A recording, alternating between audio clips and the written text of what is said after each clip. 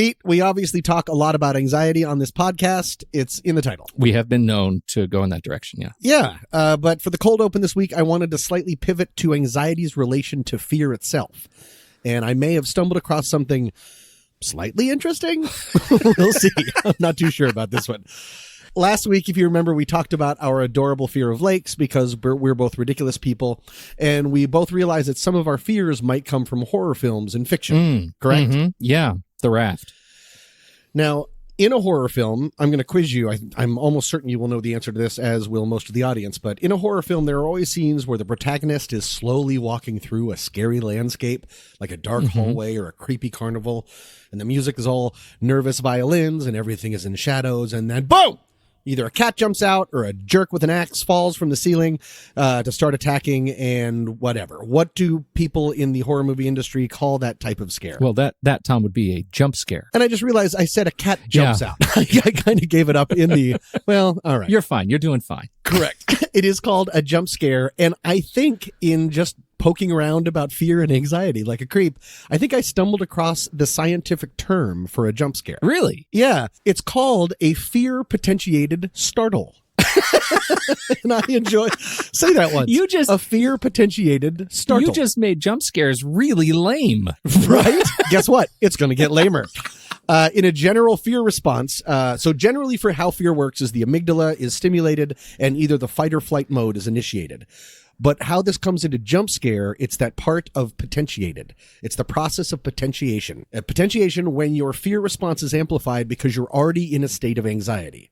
So if you're already goosey, again, that's the technical term. If you're already goosey, then you're primed, of course, for a bigger scare. That's the point of the nervous violins and all the shadows. To prime you. Exactly. Yeah. If you're watching a documentary about ants, and why would you, any kind of tickle on your neck, like by your sweater or something, will startle you and make you jump out of your seat.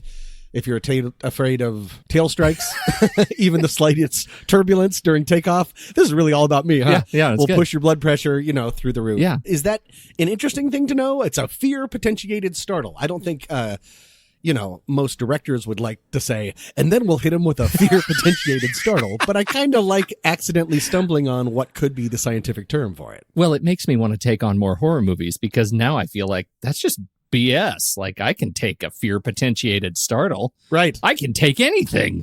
Exactly. When you really break it. Yeah. So I guess when you're watching a horror movie with your friends or your loved ones and they jump out of their seat when something scary happens, you can now turn to them and say that is a fear potentiated startle. And then you can look forward to getting a divorce or new friends because you will sound like a jerk. Hit it! That's what I'm talking about. Wait! Okay, now, from the beginning. Hit it, boys. Welcome to What's That Smell? A sometimes funny podcast about humans and their anxieties. I'm Tommy Metz III. And I'm Pete Wright. And every week we drag out one of our deepest, darkest anxieties into the light to share it, learn about it, and hopefully laugh about it with all of you. You should probably let us hear from you. Here's how to do it. Send an email to somethingstinky@rashpixel.fm. And you can let us know about your anxieties and see if any of our anxieties connect with your anxieties, and we'll have a little anxiety party. That'll be great fun. That party sounds terrible. And with that, I've got something to tell you about.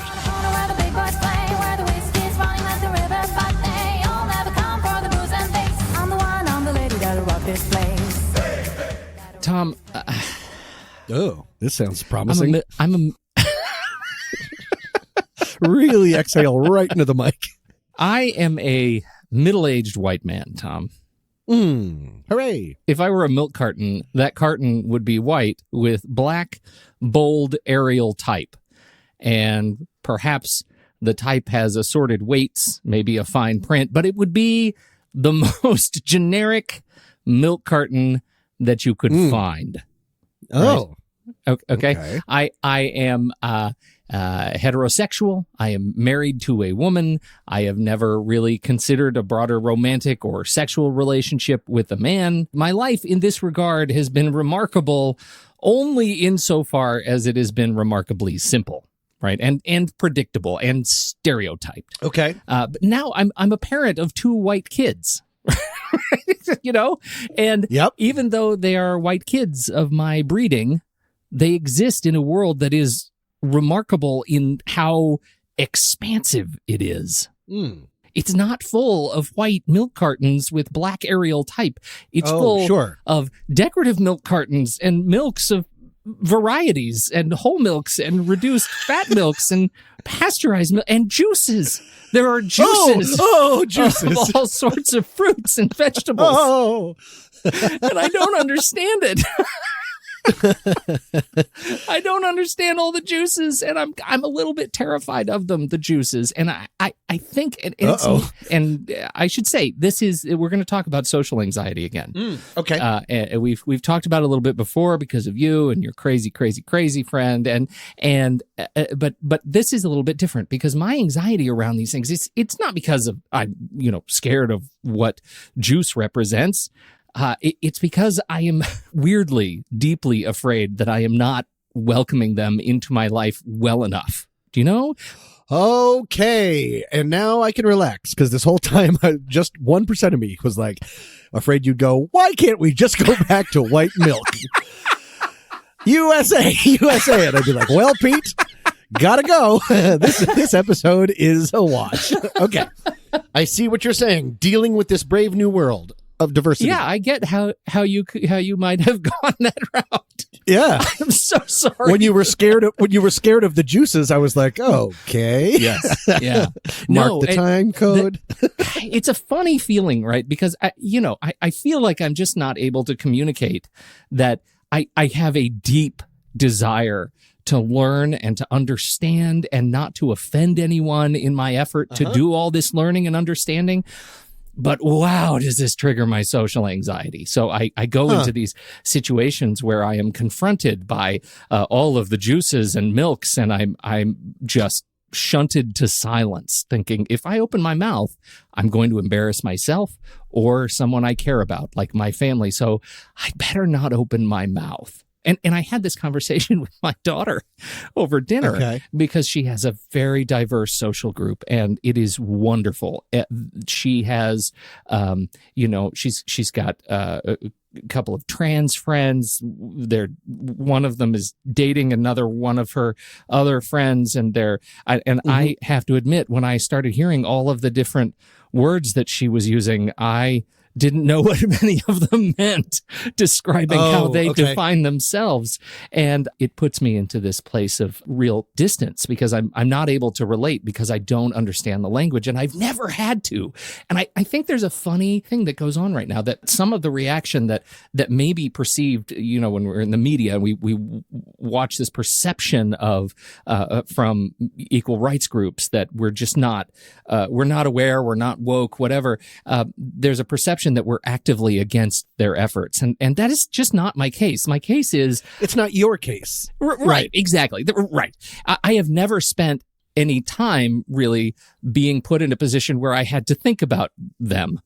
I just haven't. I've been thinking about other things. And now I have to think about, all of these different things. So let's talk about race for a second first, right? Okay. I pretty much have this under control, but it was super rocky. Really? Because, oh my God, I'm really embarrassed to even talk about it. I guess that's why we do this stupid show. Right. I grew up in a very white neighborhood, right? When I went to a very white school, it was just, we were homogeneous. It's just what we were. Yep. I didn't have a choice in the matter. It's just what I knew. The first opportunity I had to meet a black guy, I was straight up Bradley Whitford in Get Out. Oh, no. Oh, I was super. Oh, you mean the first part of Bradley Whitford, where he's like overcompensating, not the other part where he sells him to someone. No, that was not the other part. But you know what? Like that movie, I related to that movie in a big way because I feel like relating to other races, not just black, but black and Asian and Hispanic. Like I feel like there is a whole language I deeply want to learn to be able to relate. And like you were talking about, in a past show, feeling like as soon as conversation stops, you're being judged. For me, that really falls into play, when talking and engaging with people of other races. And I want to be accepted, and that is a deep lizard brain feeling. Yeah. That I now feel like I'm as an adult, I feel like I'm in a diverse community, and it has been a great relief to feel release and have some very dear friends who are not Sure. middle-aged white people, and feel connected to them. Well, because what it sounds like you're saying is that you want to be accepted, but you also very much want them to know that you accept them. Yes. Yes. That's the best thing about what you're saying is that a lot of people take that type of anxiety or fear and unfortunately dig in and say, I didn't have to think about it before, so why now? Yeah. Yeah. You're being trapped in a prison of the exact opposite. It's completely of your own making, and you're so wanting to reach out and be so inclusive that instead you stand in the corner and rock back and forth. I have family members that I have noticed, say if we're like on a trip or something and checking out of a hotel, they will say, thank you, thanks, my man. Can you tell the difference between the three people in that? And it's coming out of love. I mean, obviously they're a little bit older, and so, that's just sort of how they are trying to relate. It's tough. But, like I said, I've moved past a lot of this stuff. Sure. And now it's all about trying to relate to people who are super important to me.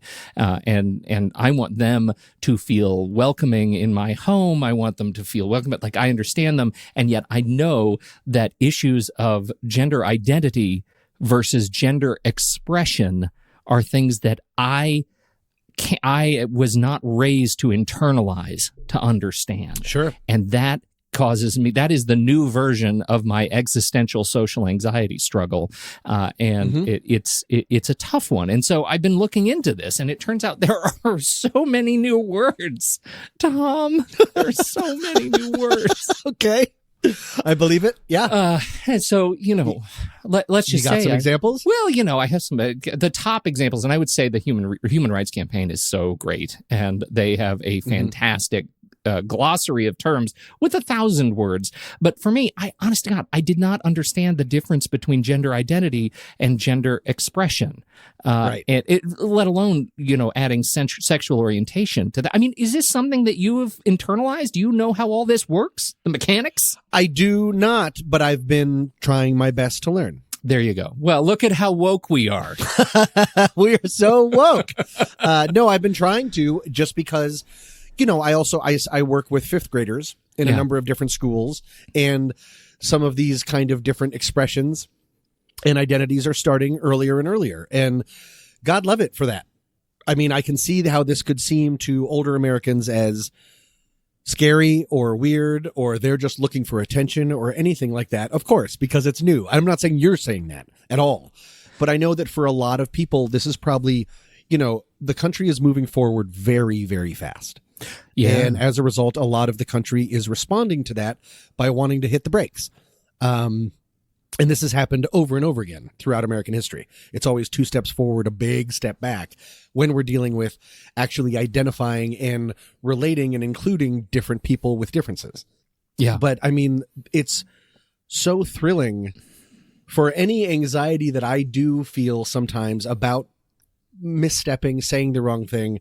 It's so amazing that, I mean, for how many years people like this didn't have any voice, didn't have any words, would just be thrown into a pile of freaks that didn't fit in at all, where a lot of people were. I mean, homosexuals were that way for a long time. Yeah. And so it's so incredible to have this sort of multifaceted way of taking control of your identity and sort of deciding how you want to do it. I read a really, what I am categorizing as a hateful bit of commentary on this, and honestly, I can't remember where it was from.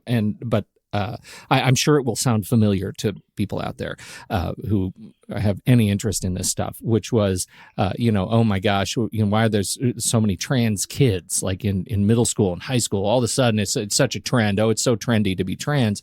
Why are there so many? And the response, which I thought was actually brilliant, was because all of them have fewer of you to be afraid of today. And I think, sure. Right? I mean, that hits home in a wonderful new way. So, I was never able to really internalize the difference between gender identity and gender expression, right? The internal, concept of male and female, or a blend. There was no such thing as a blend when I grew up. That's not what I got. and Right. that was Milk. just it. Right. Yeah, exactly. And gender expression, the external appearance of gender identity, that those things are different.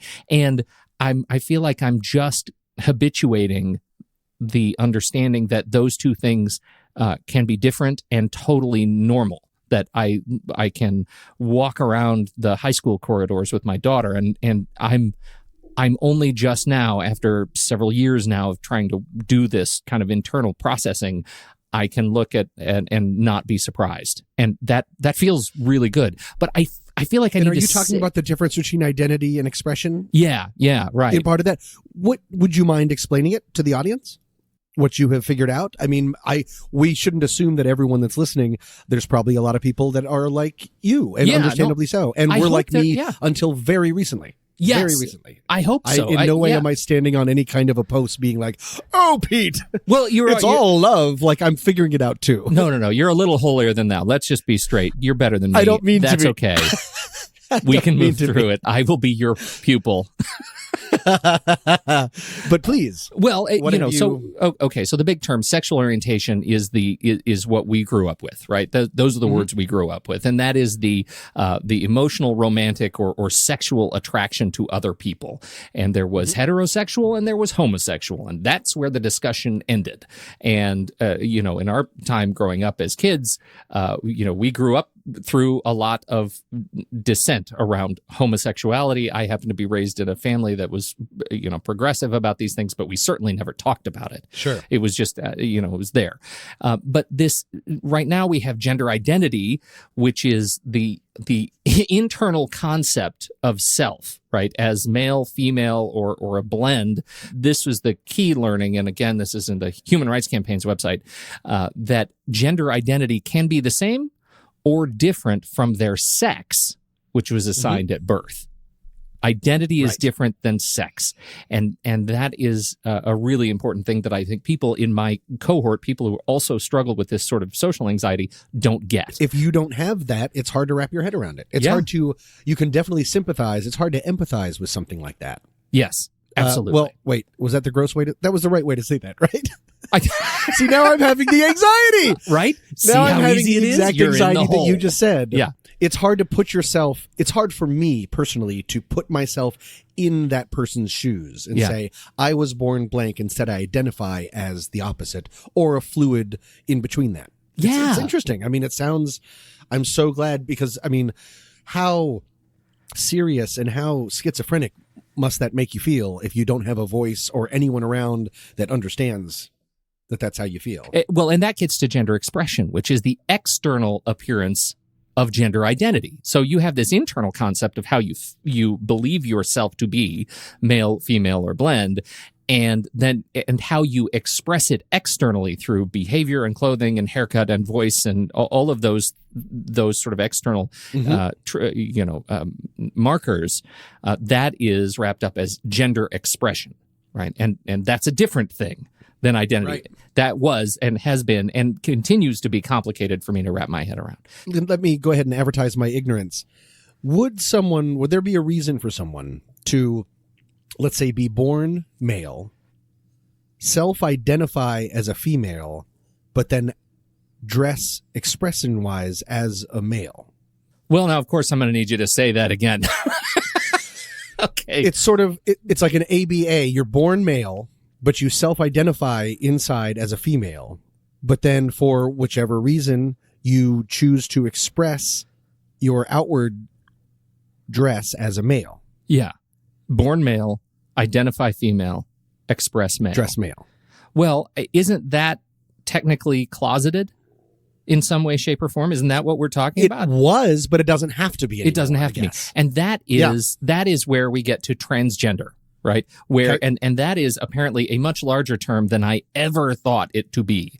It is, again, according to HRC, an umbrella term for people whose gender identity and or expression is different from cultural expectations based on the sex they were assigned at birth. So it doesn't matter how you express. If it's different from what you were assigned at birth, you're trans. and this is the other thing that I think is important. Trans is not connected to sexual orientation. That trans people can be gay, straight, lesbian, bisexual, whatever. Right. That what we're talking about here is how they identify in their own skin and where they're most comfortable in their own skin. And that also could be different. Just because, you're a male expressing as female, you could be lesbian is what we're saying. And that is all about what you feel most comfortable and safe. And so clearly I'm saying this as if I know a lot about it. I really don't. I really don't. And I just, it has been illuminating to try to keep up with conversations with my daughter who knows already so much more than I do.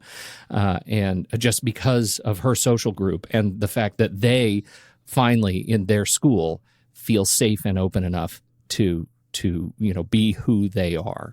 And so I'm proud of her. I'm honestly a little bit proud of me. I'm proud of your anxiety. I'm super anxious about it. Yeah. But I'm proud of that because it's not anxious of the world is moving too fast and everyone stop and just go back to being boys and girls and milk. That's not your anxiety at all. It's right to have anxiety if your anxiety is based in not wanting to hurt or accidentally demean someone or make them feel less included or anything. That's a good problem to have. Well, okay. I'm not saying it's not a problem, but that's a really good problem to have. I'll be your hero today. Maybe not tomorrow, but today I'll be your hero. Look, I have to add this is like a little bonus tag to this conversation because, and I should say, I took this blues pilgrimage to the Delta Blues Triangle, the Mississippi Delta, and we traveled around there. And I took a lot of photos. It was a wonderful trip. But let me tell you, never have I felt more like a middle-aged white guy than there. And that was a transformative experience for me, being put in a position where I was the absolute economic, racial, I was the minority in every way you could possibly say it. And I've never felt more welcomed into a community than these little tiny, former plantations that welcomed us and fed us and treated us so, so well from the seat of, in many cases, deep poverty. It is humbling and shaming to even have this conversation here on this beautiful computer and screen and microphone. Right. So to say it's anything less than transformative is that. But here's an interesting thing. I ran across a cross-ethnic comparison of lifetime prevalence of rates of anxiety disorders. Do you know what that means? Oh. Yeah, it's a paper. That was a lot of words. Yeah, I read a journal article. Like a real smart guy. Yeah, I did.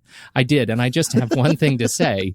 This is an article, a wonderful study where they interviewed thousands and thousands of people. And it turns out this social anxiety that I experience, it's because I'm white. And in fact, Black people and Hispanics and Asians, especially, if you want to not have social anxiety, you want to be Asian compared to white people. This study points out that white people, with the exception of PTSD, lead the charge for social anxiety. And really? Yes. Yeah. And so, but the only thing, the only area specific anxiety related to connected to race where African Americans beat white people is PTSD. So, and that is also a shame. Let's not say African Americans beat white people. Let's just have it again. Come on. Now is the time to be as delicate with language as we possibly can. You know what? It's their turn. I can't win this. You just exemplified exactly my problem, Tom. I can't win. So, African Americans have more PTSD than white Americans. I'm really sorry about that because then it gets into such huge questions about, socioeconomic availability of care in areas where that are underserved, and that's a lot of what some of this article deals with. This journal article. So many thanks to authors. There are so many authors, but I'm really glad that they did this. I actually have a story kind of like yours a little bit. Well, not like yours, but you were talking about your blues trip that my parents and I a couple of years ago we have family in Florida and we went on a trip to an actual ex-slavery plantation. that is now just opened for history, and they have guides that'll take you around, show you where everybody lived and all the work that they did. And it was my family, which are all white, and then an African-American family. To mother, father, kid on both sides. Yeah. And throughout we learned that really what we needed to do was all just have a really big hug at the start of it, because the entire tour, every time the docent would make any kind of a joke, we'd go, huh? And then we'd sort of stare at each other. Like, I'd look at them, they'd look at us. Every time there was a door to go through, it was a no, after you off. Like, I'm surprised we ever got through a door. It's like, please, after you. No, it's fine after you. They were so obviously trying to say, we know it's not you. Not all white people are the worst. And while we're desperately trying to say, we're sorry, we're white, we're not the worst, without talking. And it was the most polite hour I've ever spent with people trying to outdo themselves to be so polite and so nice that I wondered how we ever got out of there. But it ended up being a great experience.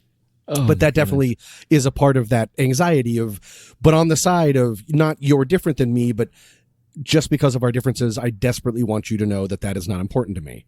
Well, and the social anxiety is just because of our differences. I desperately want to understand, and right. Communicate this more.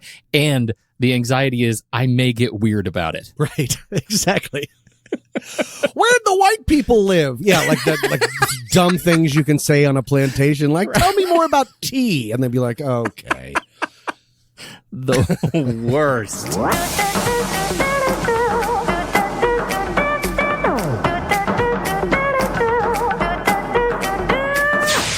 Pete, have you heard of the sad story of Robert Williams? No. Should I have? Probably not. It's kind of a footnote in history, but there is something kind of important about it that relates to my anxiety this week. Oh, outstanding. Robert Williams was born on May 2nd, 1953, and for most of his young adult life, he worked at the Ford Motor Company factory in Flat Rock, Michigan. And on January 25th, 1979, I guess that would make him just about 26 years old, Williams was overseeing a robot that was designed to move material from one part of the factory to the other.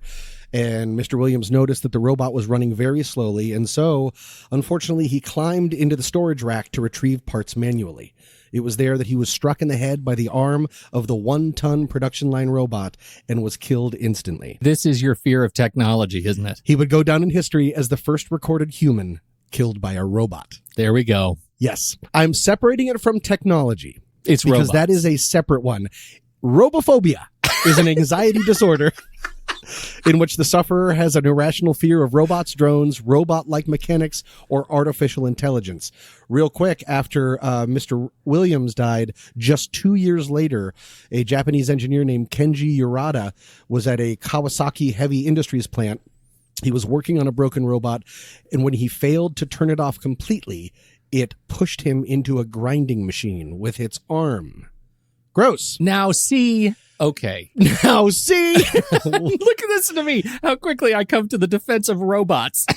Well, here's the thing is one might assume that when I bring up robots that I'm scared of them. What do you usually get worried about? Yeah, right. I mean, there's the uprising, right? Like that robots are going to rise up and right. Gaining sentience. Yeah, right. iRobot kind of stuff. What's slightly interesting about me is I'm less interesting than that because I don't even need them to gain sentience to have robots give me exist. a little bit because I don't need them to become the Terminator. I'm not yet worried about robots gaining sentience. It's more about the fact that you can't reason with a robot who's been programmed to do a mission. Right. It has no eyes you can see compassion in. There's no reasoning with it. It's been programmed with a mission, something to do, and either through a very human user error or just a glitch, it will complete its mission with no ability of empathy, sympathy, or the ability to, read any gray areas involved with human emotion and judgment. Yeah, something about that is really deeply unsettling to me. Yes. You're much more of a technophile than I am, so you probably might not have this kind of, you see robots as good in the future. Yeah, but let's, I'll tell you where, okay, do you have more? Because I have stuff on this. I really do. I've got material. Sure. Well, what do you? I mean, let's just go ahead and talk about it. What do you got? Do you know about the trolley problem? Ooh, I do know about the trolley problem. Yes, but I never thought of that as a robot issue, but I guess it is. Okay, go ahead. What's the trolley problem? So the trolley problem, you have this trolley on the tracks, and you are in charge of the switch, right? You're in charge of the switch between two tracks. We're at a switch where the train could go one direction or it could go the other direction, and you're in charge of making that decision. Now, you have one person tied up on one side of the track. So if the train goes in that direction, it will kill absolutely that one person. So if you pull the switch, you'll kill the person. If you don't pull the switch, it will kill 5 people that are on the main track. Why are all these people on track? I wonder about that, but we're not gonna get hung up on that right now. No, there are people who are gonna die, and you get to choose through inaction or action how many are going to die by this. So this is an ethics problem, and it has come up in robotics, particularly in AI. And that is where my concern is. That's how I'm sort of connecting to your anxiety here. Okay. When you have these manufacturers who are making self-driving cars who have to be able to consider the trolley problem, essentially, right? They have to be able to say, okay, I see one person if I swerve left, or I could careen into that shopping mall if I swerve right to save the passenger who's in the car, right? Whose life is more valuable? The person who paid the ticket to buy the car? Does Mercedes get to make a self-driving car that will protect its owner at all rights and kill people indiscriminately to do that? Those kinds of questions are super huge. And they scare the crap out of me. Yeah, that's really interesting. And that you think that you buy a ticket to buy a car. That's also interesting. I guess you've never really bought a car yourself. It's not really like a raffle, but I get it. I get what you're saying. So I think about that a lot. And it really does scare me because it actually has, it plays out in information dynamics too, right? Because, we're seeing more and more, computers making decisions about the kinds of news that gets broadcast, right? You have these applications that are creating news videos of clips from social media and repurposing them, and without human intervention. At what point do these computers make choices that are actually damaging to humanity? And it doesn't have to be an uprising. Yeah. It can just be, this is what the algorithm means. We've seen, what I also wanted to get into is a lot of this involves the military. And I'm so back and forth about it with our use of drones. And every once in a while on YouTube, there'll be some nightmare robot dog. And I'm like, ugh, I don't care for it. The ones that you can push them and they get back or they don't fall over. They'll do flips and stuff. Then when they don't push, I always feel bad for the robot there, weirdly. Anyways, that armed forces robots doing the job of our armed forces seems like a great idea because it would keep actual human lives out of harm's way. But the hubris to think that we are able to, again, this has nothing to do with sentience, just glitches. Just the idea that sending a robot army into a place in order to try to take something down or contain something is terrifying to me. Because we've already seen somewhat recently, with the Stuxnet worm in Iran, which, no one has really copped to, but where the United States and Israel created this sort of virus in order to take down a nuclear plant in Iran, and it's immediately went out of control. And it's affected so much of the world's computers. Right. Because we can't control it. We can't really think that we know what we're doing, which is the basis of almost every sci-fi and horror movie, is we think we know what we're doing, and it's always for a good cause. But then when we take the control out from ourselves and give it to a robot, there's something really scary about that. You can't, as I said before, you can't reason with a robot or explain how a mistake has been made. I fear what drones are already doing to us. I guess a lot of this goes with the military, how easier it must be to lob missiles from the sky when there's no human life on our side involved. That's scary. That just makes the things that get a little bit more like a video game, that take you away from seeing another person on the ground. Of course, I want to save all of our soldiers' lives, but there becomes something very chilling and very impersonal about that. I wonder, that's an interesting, I've always found that to be a really interesting ethical question, right? That we are doing the right thing for the human lives at stake in war. by removing them from. I mean, I think you can make a very strong case for that, and I think you can make an equally strong case that there is greater incentive for peace when human lives are actually at stake in war. And yes, and that is a thing that has always bothered me about our new mechanical warfare. If you're not with the enemy, it's so easy to just demonize them. Yeah. They become faceless. Right. Yeah. And robots will definitely help us do that. We'll be pressing a button and hoping nothing glitches. Do you know what happened on March 8th of this year? No. Yeah. Walmart applied for a patent for drone pollinators, robot bees. This was in a Black Mirror episode, Pete. Oh my God. That they would fill in because, bee populations are shrinking rapidly. We know that. And it's probably because of pesticides. We're not exactly sure why, but it's a really big problem. I don't know if the solution is Walmart making robot bees. Because Walmart is who I want to be in charge of robots. Israel and the United States military complex could not handle one little computer worm they put out. But absolutely, Walmart, bee it up. That sounds terrible. Abandon hope, all ye who enter here, Tommy. Pretty much. Now I'm really starting to think that my dog might be a robot. I'm kind of getting into that idea. Okay, so last question. Do you have any fear about the potential? I am truly divided on this subject in my mind. Do you have any fear of the potential and clear path to economic disruption that in the short to medium term that we're seeing with robotics? Oh, I totally have so many thoughts about it. Why don't you start? Well, I got scared by that question. It starts with jobs, right? I mean, that is honestly one of the things. Automation. I think people are, robots lead to automation, lead to dissociating humans from jobs, not just military, but it wreaks economic havoc. As smart as these, robots and technologies are, what is that? Is there a sense of, again, existential fear about what it could do to our economy? Because I think that's also a big deal. Very much so. And I don't know if the people that are in power that are pushing for these things, they're probably not listening to people that know what it will. I mean, self-driving cars sounds great, or self-driving trucks like we saw in Logan, delivery trucks. If you make all the trucks that are delivering self-driving, entire towns will crumble because they're based in truckers stopping there. You will lose so many small businesses. You will change gas stations. I mean, so many more people. It's not just like the truckers are going to lose their jobs. So many other people are going to be. And I don't know if people really walk that through. As if we do this, great. Instead, I just always think about it when I guiltily use the self-checkout at my grocery store. I'm like, I'm sorry.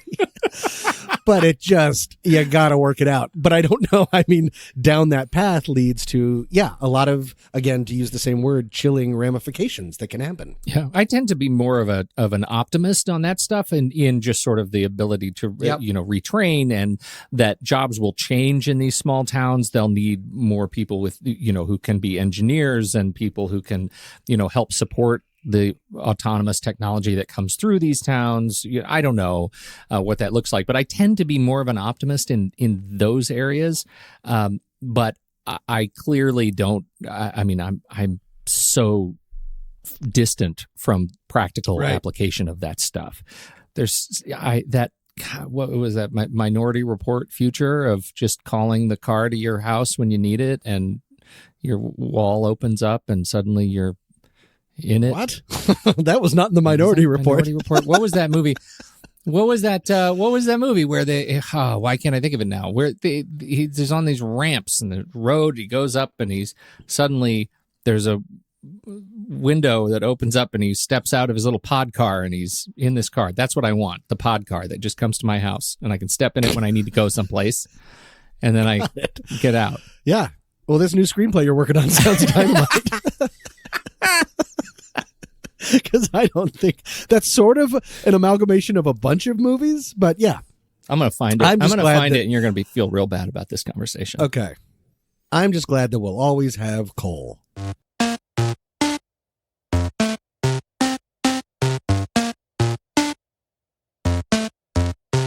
Stick around for a glimpse into next week's show, but first... Today's podcast is brought to you by Audible. Guys, you should go to Audible right now and get a free audiobook download and 30-day free trial at www.audibletrial.com/scent-of-a-podcast. There are over 180,000 titles to choose from your iPhone, Android, Kindle, or MP3 player. Now, all right, I've been looking through my Audible library, and I have been looking for something deep and heartfelt and sensitive to recommend based on the things we have talked about today, and I certainly have one for mine. I am very excited to recommend Between the World and Me by Ta-Nehisi Coates, a series of essays and stories that he writes to his adolescent son about how to handle living in a racial America. And it is an amazing set of essays and stories, and read by the author just makes it that much more special. So I highly recommend Between the World and Me. And I have a bonus recommendation, Tom. What? Oh, hold on, though. I'm excited about the first one because I had never heard of that book, and I'm absolutely going to check it out on Audible. So thank you very much for recommending that. Oh, yeah. And you have a bonus? I have a bonus, and it's for you, Tom. It's for you. What? I need you to learn the 3 laws of robotics, Tom. You're going to do it with Isaac Asimov's I, Robot, narrated by, I think, the single best male narrator in Audible. His name is Scott Brick. Scott Brick. If there's anybody that I wish were my audio uncle, it would be Scott Brick. I love him, man. He reads all the best books. And so you should go listen to iRobot. It is a classic of robotic uprisings. You should definitely read it. Don't see the Will Smith movie. Do yourself a favor. Read the book. Don't be a savage. Learn the rules of robotics. They're all in there. I did not murder him, right? Is that the same movie that you told everyone not to watch? Don't see that movie, Tom. I will read the book instead. For you, no, I won't. I'll listen to it. For you, the listeners of What's That Smell? Audible is offering a free audiobook download with a free 30-day trial to give you the opportunity to check out their service. Again, visit www.audibletrial.com/scent-of-a-podcast. Today's tune is Rock This Joint by Yanivi. We don't pay to advertise this show, everybody, so we appreciate you sharing it with others you think would be interested. If you don't want Audible, that's fine. You don't have to support the show through Audible. But because we're a new show, those 5-star reviews in iTunes and Apple Podcasts really help others to discover the show. So if you like what you've heard, please share the love with a review and a comment, or share it on Facebook. Let people know that we're out there. We could really use your help. Thank you, guys. We really appreciate it. And now, coming up next week, but Pete, Lady Love Cool James. You gotta get your LL Cool J in there. Italians, as a rule, are a good-looking people. Sure. What? You're not a doctor? But oh my God! This whole thing is a lie. Okay. Gluten. What? Gluten. Because gluten. Until then, I'm Tommy Metz III. I'm Pete Wright. Thanks for downloading. We'll be back next week on What's That Smell? Joint on the corner where the big boys play.